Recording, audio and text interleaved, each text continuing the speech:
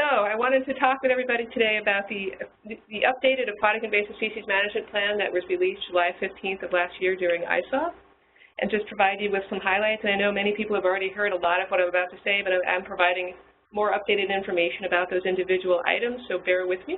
So AIS Management Plan, I'm just going to focus on goals, objectives, current research that's happening, and what it all means for stakeholders. The goal of the plan was to stop the introduction and spread of aquatic invasive species into and within New York State waters. Objectives, focus on prevention, detection, response, and capacity. Focusing on prevention, there are many different ways to prevent invasions, ranging from regulatory efforts to voluntary efforts.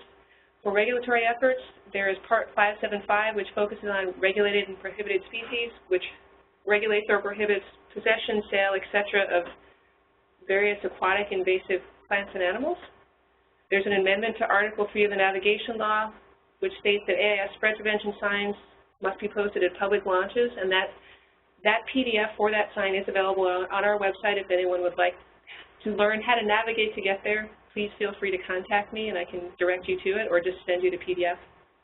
There's been an amendment to the Environmental Conservation Law, or there will be, for there is, okay. For reasonable precautions for recreational boat operators. Next slide, please. And then there's the new Part 576, which we hope will be on the books around Memorial Day.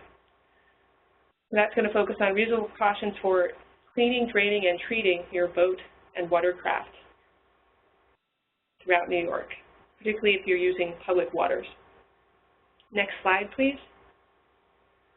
Other prevention methods, focusing on education and outreach, boat stewards, watercraft inspection at public and private launches, statewide education outreach projects. We have a number of fact sheets that are out and some that are in production, as well as adding web pages to the website and other products associated with that, like updating the AIS tip strip. We'll also be looking at potential target audiences and currently are looking at those audiences, creating products for them, aquatic gardeners, hobbyists, observers of specific cultural traditions, and classroom releases. Next slide, please. And what we found when I first started this position, I did a series of interviews for prison coordinators and various other folks involved in the AIS realm in New York, and we found that pretty much the top priority for the management plan is expanding coverage of boat stewardship programs throughout the state. So we assess the current coverage. We're trying to address gaps. We've got the Adirondacks AIS spread prevention program up and running. We now have grants to help support statewide programs through the statewide AIS spread prevention grant program, which the awards were announced yesterday. So that'll help supplement areas where there are where there are gaps in coverage, mostly due to financial situations. So we've noticed that areas which are most heavily covered are those which have access to grants for those areas. Great Lakes Restoration Area, and that particular watershed gets a lot of attention, but areas like the Delaware Water Gap and the Hudson River area don't have grants to apply for.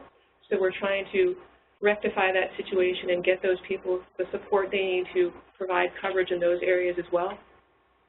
We're also working with Sea Grant and parks and various other partners to help out with train-to-trainer workshops and webinars. There will be a watercraft inspection steward program workshop at NYSDEC this Friday, providing people who are interested in starting their own programs with the tools and knowledge to begin that process, as well as supporting current programs. There's also steward training that's available through various outlets like Paul Smith's or other folks in Central New York, which are made available to stewards throughout the state. Next slide, please. This is just a somewhat updated map of coverage in New York. There's a few other areas that I need to add into this. There's some areas in the Delaware Water Gap that are being covered by National Park Service, which you need to add into this map. So it's not the most updated map, but it's still a fair representation of what's going on in New York as far as boat steward coverage. Next slide, please. So the statewide AIS grant program, the RFA was released in November, proposals reviewed, over $2 million were awarded yesterday. The announcements were made at the end of April, of course, and those grants can go up to 3 years. Next slide, please. Stewardship workshops and webinars. Again, as I mentioned, a collaboration with Sea Grants and Parks, Prisms, Lake Champlain Basin Program. We'll be at the annual NYSDEC meeting, and there was also a series of webinars that were coordinated by Sea Grant last fall. And those webinars are posted on Sea Grant website and are available to folks who don't have a travel budget to go to the meeting. So they still have access to the educational materials. And in great thanks to Meg Phillips, our Education Outreach Coordinator, we will have a DVD available of Friday's workshop that can be distributed. So that will be a really great educational tool. Yeah, sometime in the summer, but that'll be available for folks to use as well. So as part of that, we, I just lost my train of thought on that. Let's see. So yes, we have the webinars available, and that too will be available to everyone, because one of the big issues that I heard of when I was interviewing folks was that many smaller lake associations don't have the funds to send their stewards to training, because it can be quite a travel expense. It includes hotel, meals, and mileage. So that'll help alleviate some of that problem. The other part of prevention, of course, is identifying pathways and evaluating those risks. So we know that recreational water vehicles are high risk for transporting invasive species, as well as some angler equipment. We have organisms in trade that need to be regulated and tracked. There's also, New York is now participating in a Great Lakes Panel surveillance project where they've identified 3 priority sites in New York, and we're all working through a way to monitor various taxa within those 3 sites and exchange that information to keep track of what's going on throughout the Great Lakes Panel. And I can update further as I know more. It's still very much a work in progress. So next slide, please. As far as detection goes, we're working closely with existing monitoring networks and new organizations, residents of watersheds, municipalities, kayaking companies, whoever happens to be out on the water and can keep a lookout for aquatic invasives. We are recruiting and providing some training for those through various prisms and other outlets. And I just wanted to let you know that there is a Hydral ID sheet and ID card that will be available soon for distribution among kayakers and canoers and our local Hydral hunter teams, so they can do monitoring and make reports using that information, particularly the ID sheets. The ID cards are for the general public and anglers and boaters. There'll be a small size that they can be stashed in a tackle box or a glove box on a boat. So I will let everybody know when those are available, and just let me know if you'd like some, and I can certainly send them out. Next slide, please. Rapid response, also part of the AIS management plan. We have response teams for each DEC region, and they're very impromptu and informal, and they do change based on the situation involved and what species is involved. We also are looking at identifying legal, regulatory, and institutional barriers that could impede rapid response. And I also wanted to put a shout out for Willow. She's got the rapid response guidelines that'll be posted in ENB later today. So those are out for review, and they will be available for use.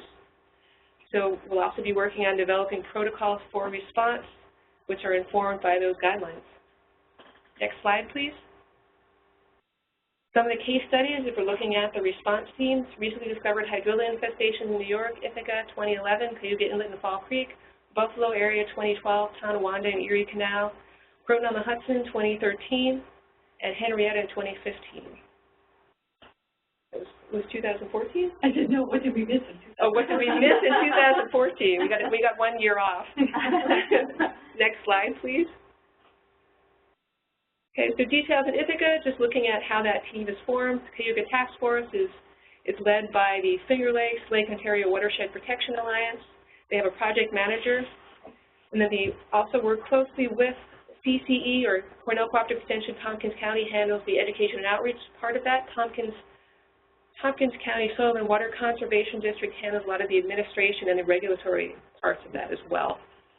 Their integrated pest management protocol or technique chosen is a combination of fluoridone and endosol application, some limited benthic mat use, and some hand pulling. Next slide, please.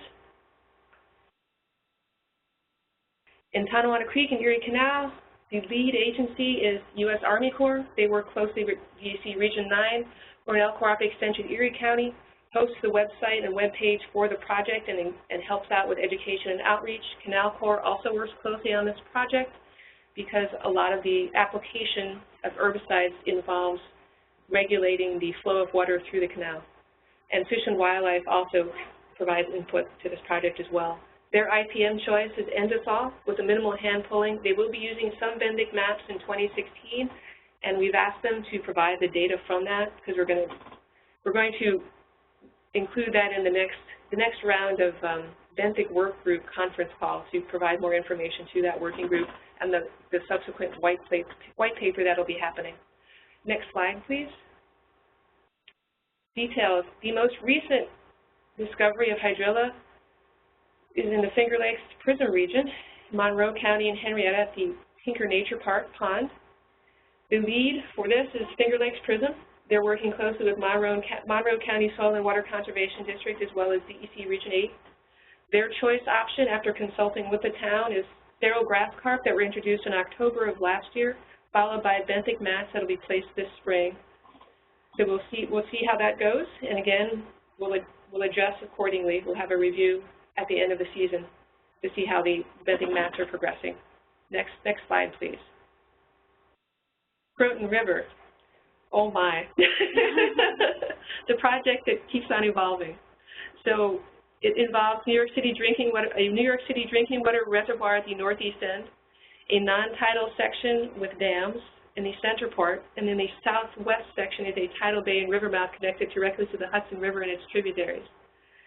So this project is still ongoing. There is an effort to get control work done this year. We'll see how this turns out. Next slide, please. So project timeline in 2014, there was a Croton River aquatic plant survey conducted by Allied Biologicals, the entire river, to map hydrilla at the current locations at that time. Oops. Could you go one slide back, please? Thanks.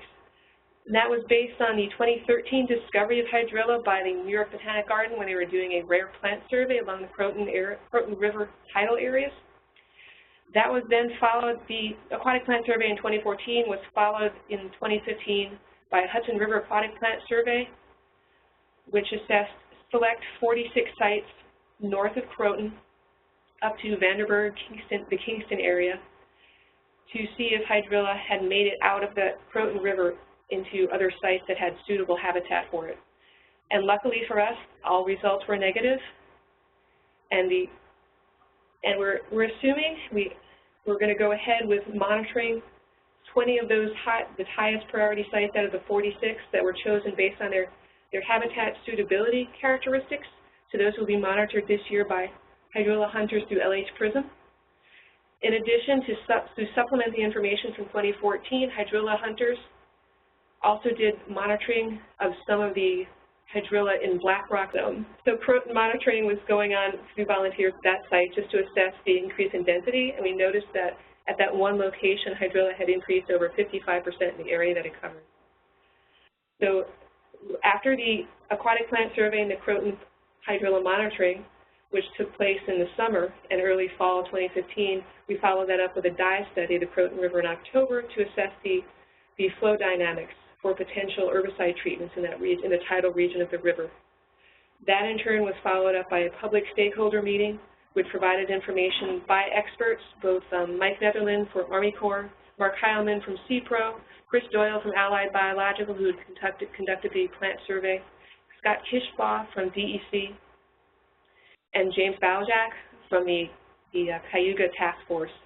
So all of these folks provided information about the natural history of hydrilla, what's happening in the U.S. with hydrilla, what's happening in New York, what methods have been successful, and what they had recommended for the Croton River. So next slide, please. So at this point, the lead agency for this project is the DEC Invasive Species Coordination Section. We are currently working on getting possibly a 3-day treatment using endosol combined with extensive aquatic plant and tuber monitoring, and that may begin early July-ish, we're saying. And we'll have 2 public stakeholder meetings both before and after treatment. And we've had our environmental stakeholder meeting yesterday to assess what kind of support we have for this project, what the response is in terms of the use of herbicide. And then we're working on a outreach plan and updating that from last fall to bring that forward through Region 3 as this project progresses. Next slide, please. Hydrilla hunters, I just wanted to bring this up. This is something I would really like to focus on expanding throughout the state because there are independent hydrilla hunter groups, but for the moment we're focusing on the Hudson area. So we have several priority private lakes that will be addressed, as well as the priority Hudson River locations that were informed by the aquatic plant survey that took place last year. So we'll keep everyone updated about how that goes. Next slide, please. As far as increasing capacity, which was a big part of the management plan, hiring a new AIS coordinator to help implement the plan, we can check that box. We have the new education outreach coordinator who's working on a 5-year strategic plan for education and outreach. That box is also now checked. And the new, without the E, response and management coordinator who has finalized the rapid response guidelines, is working on BMPs and various other informational products. So box checked. Next slide, please. So working on capacity, we'll continue to develop and work on regional response teams. We have more collaboration among agencies. We're working with parks these days on benthic mat issues, as well as having their support for doing hydrilla monitoring in some of their own lakes. We're also collaborating with U.S. Military Academy, providing them with education and outreach products, and they've been surveying their lakes as well for hydrilla. There will be more New York State resources for education and outreach and information in general via the website, as well as social media. More avenues to reach target audiences as we expand our product line and the online presence, and more strategic planning and delivery as we proceed. Next slide, please. So what does it all mean? We expect folks to arrive at boat launches clean, drained, and dry. That's our goal.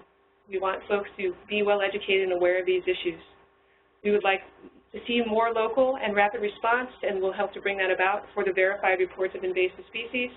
There will be more research to cover information gaps for particular AIS. Next slide, please. So current research is being funded through DEC's biocontrol of Phragmites in collaboration with the DOT, biocontrol of water chestnut, which is being handled by Barrett Blasi at Cornell, and inexpensive methods to decontaminate boats, which was recently researched by Eric Davies at SUNY Oneonta, and hope to see these final results and thesis of his master's project fairly soon. Next slide, please. We'll have more support, both financial and technical, for boat steward programs throughout the state. We can also check that box off. Okay, there we go. Increased awareness about aquatic invasive species and ability to make reports and requests for information. Next slide, please. More volunteers recruited and in need of support and coordination, so we'll see how that works out as we go. More training and encouragement to get folks to make reports to IMAPs that make use of DEC resources. Next slide, please.